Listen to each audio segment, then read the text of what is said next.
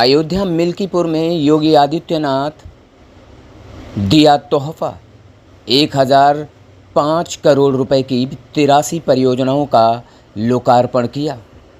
3 महीने के अंदर तीसरी बार विकास का तोहफा दिया है। इससे पहले भी मिल्कीपुर क्षेत्र को 2 बार दे चुके हैं समय और विकास का तोहफा।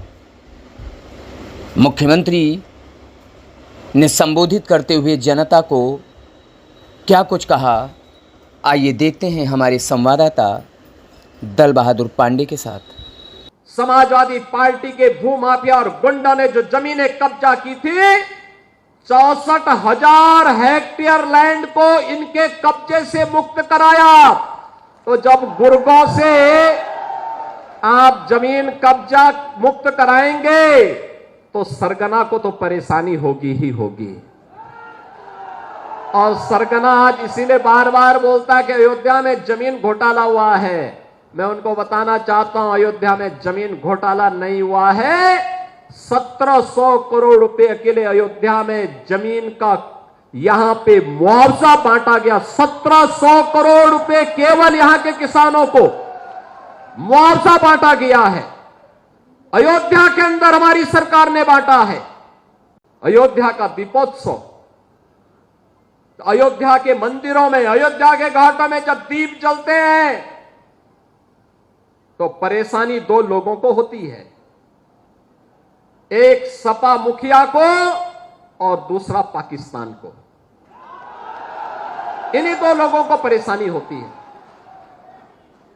क्योंकि इन्हें मालूम है कि अयोध्या में जलने वाला एक एक दीप अयोध्या ही नहीं प्रदेश और देश को तो रोशन करेगा, लेकिन जो मानवता के लिए कैंसर बन चुका है ये पाकिस्तान, इसका नेस्तनाबूद भी करने की सामर्थ्य रखता है। लेकिन परेशानी पाकिस्तान भारत का दुश्मन है, उसको तो होती है, लेकिन अपनी हिंदू विरोधी मानसिकता के लिए जाने जाने वाली समाजवादी पार्टी को भी परेशानी होने लगती है। 17 के पहले गरीब का राशन समाजवादी पार्टी के गुंडे हजम कर जाते थे। किसी गरीब को राशन नहीं मिलता था। किसी भी जिले का जो जितना बड़ा माफिया था, जितना बड़ा गुंडा था, वह समाजवादी पार्टी का शागिर्द था, उनका पदाधिकारी था। वहां पर संगठित अपराध में लिप्त माफिया भी थे, भू माफिया भी थे, पशु माफिया भी थे, वन माफिया भी थे, खनन माफिया भी थे। एक एक कोई भी माफिया किसी भी क्षेत्र का होगा, वह समाजवादी पार्टी से प्रदेश के अंदर जुड़ा हुआ था। और परिणाम क्या था? ये माफिया की पैरेलल सरकार चलती थी। बबुआ अपने घर के बाहर नहीं निकलता था।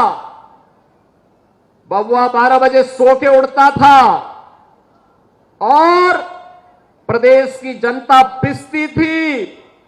माफिया समानांतर सरकार चला करके अराजकता और गुंडागर्दी का एक और तांडव करते थे। दूसरी तरफ मुस्लिम तुष्टीकरण की हद को पार करते हुए पर्व और त्योहारों में भी इन्होंने किस कदर अराजकता फैलाई थी, किस कदर अराजकता फैलाई थी। होली हो या दीपावली, रक्षाबंधन हो या शिवरात्रि, रामनवमी हो या जन्माष्टमी, इन पर्व और त्योहारों को इन्होंने बैन कर दिया था। यहां तक कि जन्माष्टमी के आयोजन को थाना, पुलिस लाइन और जेलों में इन्होंने रोक लगा दी थी। कहा जन्माष्टमी में भजन मत गाओ, थानों में नहीं होने चाहिए। आयोजनों को इन्होंने रोकने का काम किया था, क्योंकि हरे रामा हरे कृष्णा की धुन कुछ लोगों को पसंद नहीं थी, इसलिए समाजवादी पार्टी इसको बैन करती थी।